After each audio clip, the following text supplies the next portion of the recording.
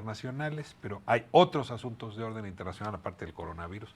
Y tengo a Natalia Saltaramagia conmigo. Hola, como Ricardo. todos los miércoles. Gracias. Encantada de estar aquí. Buenas tardes a todos. Natalia, la Organización de Estados Americanos, pues es el mecanismo, ¿no?, ligado a la ONU que nos permite en nuestro continente dirimir controversias, resolver problemas, traer la paz, Exacto. en fin. A veces ha sido una entelequia, una institución que ha servido a los intereses de uno, sino del conjunto, otras veces ha estado realmente borrada, ¿no? Y tengo la impresión, tú me corregirás, que a partir de la crisis en Venezuela, ¿no?, y luego un poco las crisis que se viven en Ecuador, en fin, lo que ocurre es que la OEA vuelve a cobrar relevancia, y particularmente una gestión de Luis Almagro que ha sido un tanto protagónica, cosa que en esos Protagónica. organismos no es tan saludable. Demasiado. La OEA va a ratificar o sustituir a Luis Almagro en breve, y la pregunta que te quiero hacer, y por ahí arrancamos, es ¿qué visión trae la Cancillería mexicana dentro de nuestra política exterior? ¿Qué estamos pensando a propósito de la OEA? ¿Para qué sirve? ¿Y qué hacer con esta elección? Pues que le sirva a nuestros propósitos también. Claro, empiezo por ahí. Le cuento a la audiencia que México está postulando o apoyando a otra candidata, María Fernanda Espinosa. No está cómodo el gobierno de México con la reelección de Luis Almagro y me gustaría conversar contigo sobre las razones. Pero antes, yo creo que tienes razón en apuntar por qué es importante la OEA. Creo que a la gente le queda muy lejos y es normal. Entonces, solo le quiero recordar que es la única organización regional que incluye a todos los países de América.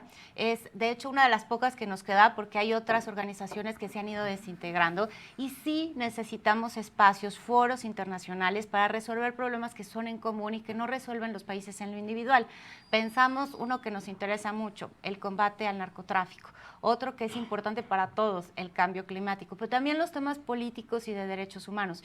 Si no tenemos foros en donde todos los estados, a través de representantes, puedan hablar y ponerse de acuerdo, es mucho más difícil avanzar en los temas. Entonces, cuando decimos se va a elegir un nuevo secretario general y esta elección es el 20 de marzo, pues sí hay que prestarle atención a quién va a ser, porque la gestión de Luis Almagro, ya lo decías tú, es cuando menos polémica. Ahora, ha dejado en su historia deudas grandes la OEA, ¿no? En momentos clave, pues ha sido instrumento de los países poderosos de América, por no decir del país poderoso de América. Y esto le ha restado en ocasiones fuerza a la OEA. Se la resta, sin duda. Cuando parece que hay una organización que representa los intereses, para decirlo abiertamente, de Estados Unidos, evidentemente el resto de los países del grupo lo que hace es defenderse de la organización en lugar de colaborar con la organización. Y aquí entro entonces a la gestión de Luis Almagro. Luis Almagro empezó en 2005, los cargos duran 5 años, y empezó cuando el continente empezaba a estar cada vez más polarizado entre las fuerzas, digamos, del centro izquierda o los países bolivarianos, y luego el ascenso de los países que tuvieron gobiernos de centro derecha, etc. La ola rosa por un lado y Uribe y Bolsonaro ahora. Calderón acá, en fin, Macri, de la derecha. Etcétera. En medio de ese continente polarizado sucedió el tema de Venezuela y Luis Almagro empezó a obsesionarse con que ese era el único tema relevante que debía tratarse en el Consejo Permanente de la organización. Hoy en día lo que vemos y por qué causa distancia y la verdad es que no sería recomendable su reelección. El secretario general muchas veces da sus opiniones políticas que son muy cargadas y muy estridentes y habla a nombre de la organización cuando en realidad está diciendo cuáles son sus posiciones personales. Su propio sentir Su a nombre del propio continente. diagnóstico. En lugar de generar ambientes en los cuales se consensen posiciones distintas entre estados que muchas veces no piensan lo mismo, genera división, genera más polarización, le echa gasolina al fuego, para decirlo rápido. Y esto hace que la organización empiece a desgastarse, a trabarse, que los países pues ya no lleven otros temas a la conversación común, sino que simplemente estén a la expectativa de un poco cómo mantener a raya a la organización. Y esto le hace mal a la organización y por eso es que México no está apoyando su candidatura. No estamos muy acompañados porque trae un apoyo muy fuerte a Luis Almagro. Quien le hace la campaña personalmente es el secretario de Estado de Estados Unidos, que es Pompeo, y se va a distintos países, sobre todo del Caribe, a negociar la votación a favor de él. ¿Comprar el voto? ¿Qué estás diciendo? Bueno, se sabe que tienen mecanismos importantes para convencer a un país pequeño de votar Déjame con ellos. regresar atrás, porque a ver, esto va a destapar conversaciones importantes.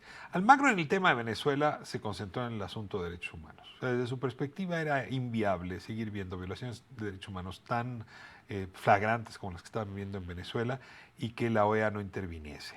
Ahora, en el caso ecuatoriano la historia es distinta, porque ahí de pronto la OEA se presta pues para una... En el caso de Bolivia. Perdón, en el caso de Bolivia, perdóname, en el caso de Bolivia se presta para una revisión electoral Sí. que lo vuelve juez y parte, en más de un sentido. Así Entonces, yo es. quisiéramos, antes de ir más allá, Bien. esta revisión entre Bolivia Sí.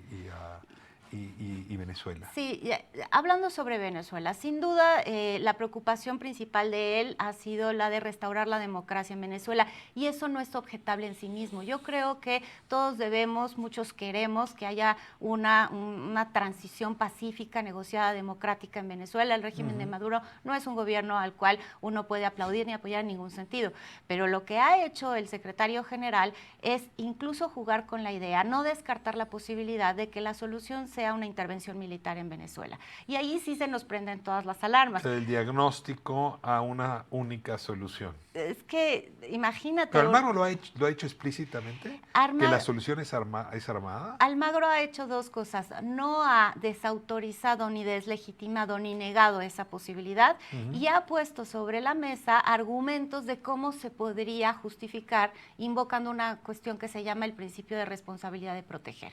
Y esto es raro. Un secretario general de una organización internacional que tiene una de sus misiones preservar la paz y la seguridad internacional, pues la verdad que es contradictorio.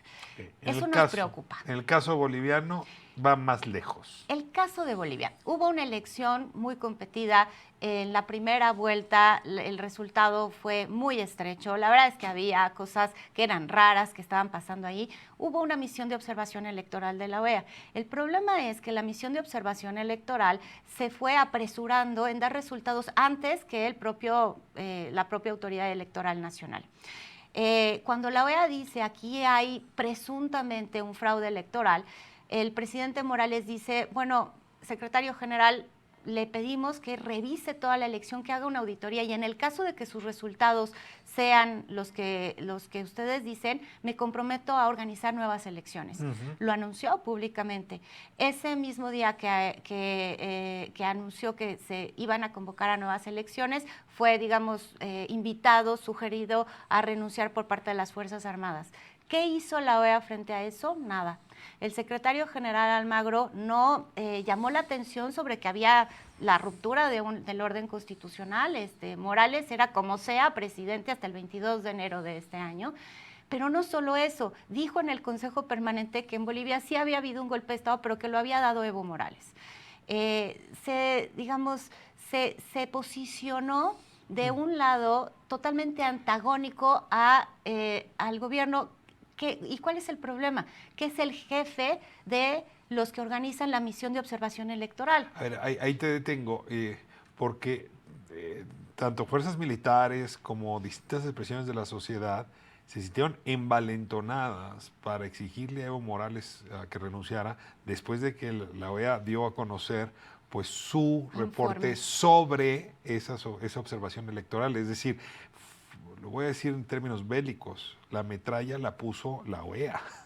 Es que es difícil y sí, tenemos que pensar que tuvo que haber alguna influencia necesariamente en los dichos de la OEA para que las fuerzas políticas tomaran una lectura en la cual estaban dispuestos a interrumpir el mandato constitucional de un presidente democráticamente electo. Yo quiero ser sobria en esto porque son temas muy delicados, pero uno ve a lo largo de 21 días todos los dichos de la OEA van inflamando la situación en lugar de irla tratando de apaciguar y de encauzarla institucionalmente. Esa es una responsabilidad política que tiene este secretario general. Ahora, en tu argumentación coincidirías con la argumentación que ha hecho la Cancillería, ¿no? Desde aquellos días traigo desde mi más remota memoria de aquellos momentos, al canciller Ebrard justamente acusando a la OEA de estar siendo parcial, de no estar jugando a favor de la democracia. Claro. Y en ese momento, no sé si ya con Venezuela, pero en ese momento sí se quebró la relación entre Almagro y por lo tanto entre la OEA y nuestro país. Y desde ese momento vemos ya al canciller y probablemente el presidente de México pues intentando presentar una candidatura alterna a la de Almagro, y en ese sentido decías hace un momento María Fernanda Espinosa, que es ecuatoriana, ese fue mi lapsus de hace un momento, sí. es la alternativa que México opone frente a Almagro. Y yo te pregunto, pues Pompeo contra Ebrard, ya vimos cómo salen esas negociaciones, a veces salen bien, a veces no. En efecto, pero vamos a decir que además formalmente los que postulan a María Fernanda Espinosa son dos islas del Caribe, San Vicente y Antigua. México da todo su respaldo, de hecho ella se encuentra aquí haciendo una exposición de sus temas, etcétera, y es el país más fuerte que la apoya, pero ni siquiera es nuestra postulación formalmente. ¿Cuánto importa que haya esta postulación? Yo creo que es importante porque aunque probablemente Almagro gane en una primera ronda de votación, necesita 18 votos de 34 que hay, puede que gane por poquito o lo justo. Y eso de alguna manera le resta legitimidad, lo obliga a tener más atención con los otros estados, y creo que es importante dar la batalla, aunque pensemos que todo el peso político que pone Washington, y hay que decir Colombia, porque oficialmente Almagro está postulado para la reelección por el presidente Duque de Colombia. Déjame hacer la de abogado del diablo. Si México y dos islas votaran por la opción de Espinosa y el resto del continente votara por Almagro, nos hacemos un flaco favor. Es decir, un actor que quiere ser líder, claro, necesita demostrar que tiene respaldo, o mejor que ni se atreva, porque puede acabar un poco como el rey desnudo. Yo te pregunto, a ver, Argentina supongo que va a estar con nosotros. Es un buen apunte. A ver. Es un buen apunte y tienes razón. Voy a hacer la precisión. Digamos, este es como el corazón del apoyo, sería, digamos, San Vicente, Antigua, México, pero hay que sumar que definitivamente tendrá el voto de Nicaragua, y Argentina se ha manifestado favorable a esta candidatura. El problema de Argentina es que está negociando un crédito con el Fondo Monetario Internacional y es muy posible que le pongan sobre la mesa un par de presiones para que no lo haga y termine absteniéndose, pero en realidad ha expresado sus simpatías, ¿no?, por un candidato que sea distinto a Almagro. Ahí llevamos 4. Ahora, el Caribe es el grupo de votos más fuerte. Los países del CARICOM, así se llama su organización, son 15 y necesitas 18 votos. Entonces, es muy posible que muchos otros países del Caribe se pronuncien por la candidatura de Espinosa. ¿Por qué? Porque ven con mucha preocupación el tema de el intervencionismo, la injerencia en su soberanía. Son países pequeños que siempre están preocupados por la intervención extranjera. Y lo que ha manifestado la presidencia de Trump y lo que ha manifestado un poco también el secretario general es que no les tiene tanto cuidado, ¿no?, este tema de la soberanía y de la injerencia. Y entonces no solo tenemos 4 o 5 votos, es probable que tengamos muchos más en el CARICOM. América Central, que además con el tema migratorio la OEA tiene mucho que decir, y nosotros hemos hecho cosas que también dejan mucho que decir. Sí, mira, Nicaragua, ya dijimos por Espinosa, busqué si han manifestado intención de voto y no lo han hecho, pero la verdad es fácil suponer Guatemala que se van a alinear con el candidato que postula a Estados Unidos. O sea, Costa Rica Guatemala, igual, El Salvador, Honduras, es muy fácil suponer eso. Y me queda duda sobre Panamá, ¿no?, y Costa Rica. Hay un tercer candidato que no hemos mencionado, Hugo de Cela. ¿De dónde es? Él es peruano. ¿Y quién lo apoya? Desde luego su propio país, él es el embajador de Perú en Washington, pero es un funcionario de muy alto nivel, fue jefe de gabinete en la OEA durante mucho tiempo en el pasado con Insulza, entonces le sabe mucho a la organización, y hasta ahora entiendo que no oficial tiene el apoyo de Canadá y de Chile también. Mira. Entonces, bueno, hay ¿Y una, cabe que De una Seda y división. Espinosa acabaran fusionando votos con tal de que Almagro no llegue? Porque eso sí puede dar un resultado distinto. Pues por lo menos ellos dos tienen un discurso parecido cuando lo que dicen es necesario que el secretario general una y no desuna la organización. Es necesario trazar puentes, hacer consensos. De hecho, Espinosa lo que dice es, si yo llego, vamos a tener un código de conducta para el secretario general, porque lo que hemos visto en los últimos 5 años, digamos, es O sea, una filtros, fiesta. filtros, criterios. Criterios. Te voy a hacer una broma, pero no es tan broma. ¿Te gustaría que en tu biografía se dijese Mike Pence, Donald Trump apoyaron la candidatura de Natalia Saltaramaquia a lo que a ti se te dé la gana? A ver, no es hoy la firma más reputada, es la más poderosa. Sin duda. No es la más reputada. Sin duda, pero si me lo preguntas a mí, yo creo que a Luis Almagro le dejó de importar ese tipo de símbolo político. De plano. Recordemos, él viene del Frente Amplio en Uruguay. Él es de la izquierda uruguaya. Por eso El que te lo digo. puso en ese lugar fue Pepe Mujica. ¿Qué hace hoy siendo apoyado por esos Es una intereses? reinvención, sí, es una reinvención de la propia identidad personal. A mí me parece que a lo mejor el poder logra esos vuelcos, ¿no?, en los seres humanos. Desconfía de los que se caen del caballo porque no siempre son San Pablo. Y la verdad es que a lo que nosotros realmente sí nos interesa es que más allá de cuáles fueran sus filias y fobias personales, hubiera podido ser alguien que trajera a la mesa a las distintas posiciones y tratara de generar ambientes de consenso. Ahí ya se me fue el tiempo, pero la pregunta era obvia. Algo tendrá que hacer la OEA en estos tiempos de coronavirus, ¿no? Sí, O también bueno, ahí está muy ocupada con Venezuela. no, y con la OEA los... tiene un organismo especializado que es la Organización Panamericana de la Salud, y sí, la OPS ha estado actuando, tiene estrategias de entrenamiento de médicos y de operadores de la salud para detección, para ver cómo están los laboratorios de la región, expansión también de protocolos, etcétera. Entonces, la organización regional opera bien para este tema. Obviamente vamos a hablar mucho del coronavirus y su capacidad infecciosa, no solo en la salud, sino en la economía, en la política, en fin.